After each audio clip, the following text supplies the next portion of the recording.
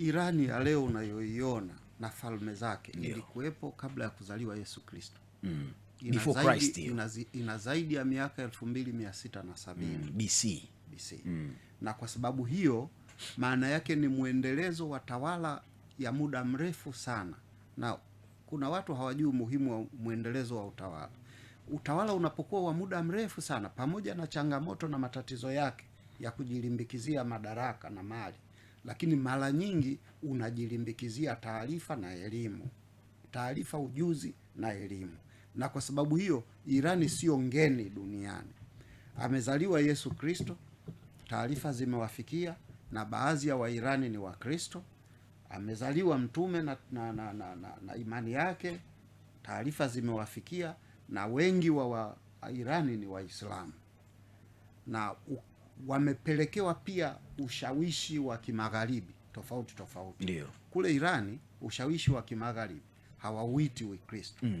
Na nataka mtofautishe hili kwamba wao wa Irani wanaujua Ukristo, wanaujua Uislamu, na ushawishi wa kimagharibi hawasemi kuwa ni Ukristo, kwa sababu ushawishi wa kimagharibi ni kinyume cha Ukristo. Sasa wengi hawajui hili, pamoja na kwamba kuna Uyahudi, lakini wao wanaamini kwamba ushawishi wa kimagharibi ni mchanganyiko wa Kizion na matendo binafsi ya watu dhaifu kiimani. Hapa tutaingia dini hapo, huko tusiende. Ukifika kwenye hili ndo linalokuja sasa. Kwa nini leo kuna zilizala tunayoiona inatokea Mashariki ya Kati? Ukija katika hili, historia yao na haya yote yanayotokea, wao wanaamini katika Uislamu, ndio, na katika ukweli, wakijua na wakiamini kwamba waliokuwa eneo la Palestina, maana ndio mgogoro huu kiini chake ni Upalestina, kwamba waliokuwa katika eneo la Palestina ni Wapalestina, na kwamba Wapalestina ni Waislamu, na Muislamu ni ndugu yangu. Kwa hiyo lazima nimpiganie Muislamu mwenzangu. Sasa huu msimamo ulijenga chuki kati ya uwepo wa Israeli na uwepo wa Iran. Lakini katika hatua ya pili, wao wanaamini kwamba wale wa Israeli wa asili waliofukuzwa kutoka maeneo yale ni watu weusi, na kwamba walifukuzwa Waisraeli weusi, wamerudi weupe. Weusi wameondoshwa, sio weusi, sio Waarabu. Kwa hiyo wao wanaamini kwamba hawa tunaowaona leo kuwa ni Waisraeli ni wazungu, ni imposters. Na mimi nitawapa changamoto, tafuteni picha ya Muisraeli yeyote, halafu uniambie kati ya Mswahili, yani mtu Mwafrika, mtu mweusi na Mwarabu ambao ndo walikuwa wanaishi eneo lile, huyu yuko eneo gani? Mimi hapo nitatofautiana kidogo na Dr. Kwa sababu mimi pia nimesoma kidogo ile historia ya dini. Waisraeli weusi wapo, walitokana na kizazi cha Mfalme Suleiman na Queen of Sheba. Ndio. Yani yule malkia wa Sheba. Kwa hiyo akamzalia watoto, wale watoto wakawa ndio watoto weusi. Kwa hiyo wakazaa kizazi cha watoto weusi, na Queen of Sheba aliporudi Ethiopia, pia kile kizazi kiliongezeka wakiwa wanaitwa Mafalashas. Lakini sio Wayahudi wote weusi, ila katika watoto watatu wa yule mtu anaitwa Nuhu, Ham, Shem na Yafet. Yafet alikuwa mweusi, Ham na Shem walikuwa weupe.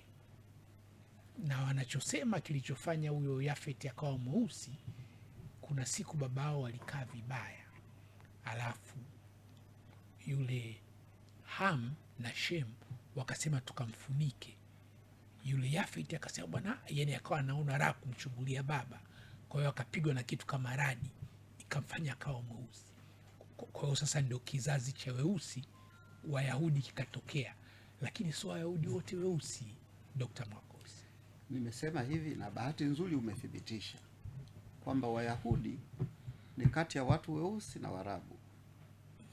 Sasa tafuta Mwarabu pale Uyahudi leo na tafuta mtu mweusi, halafu uniambie Benjamin Netanyahu anaangukia katika wapi?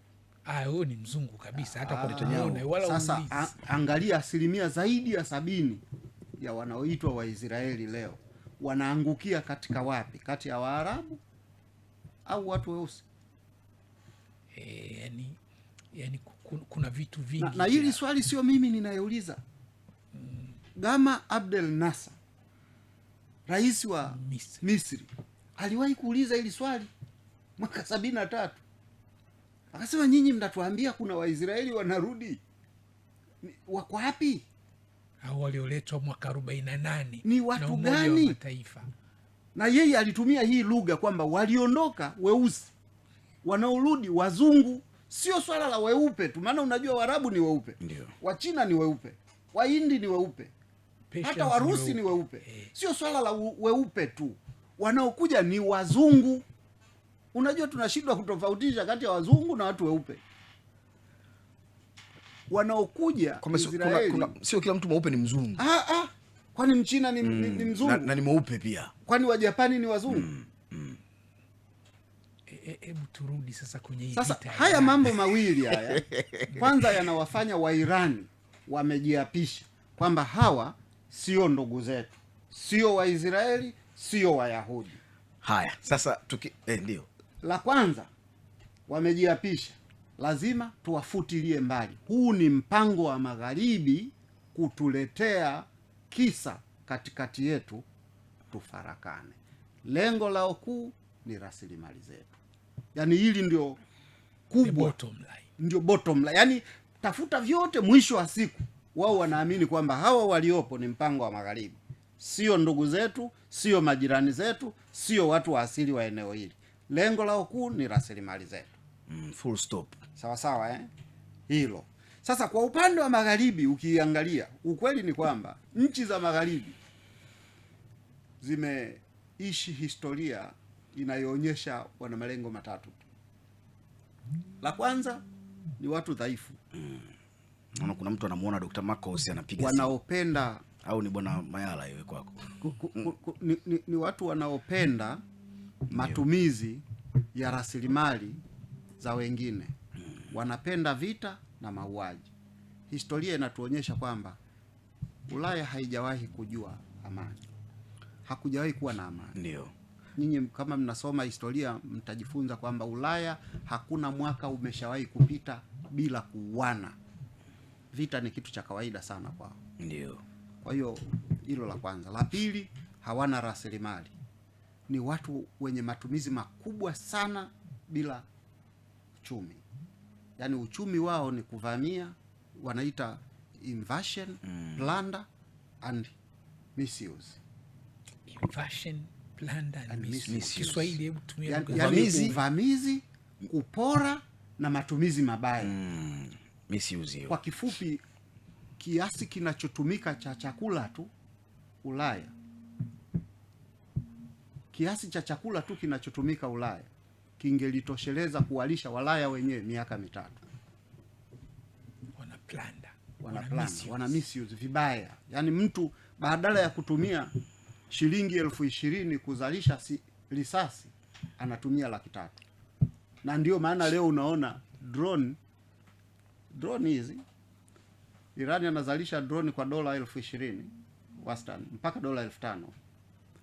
Marekani anazalisha kwa $1.5 drone ile ile ambayo inazalishwa na Muirani, kwa sababu wao wanatumia rasilimali vibaya.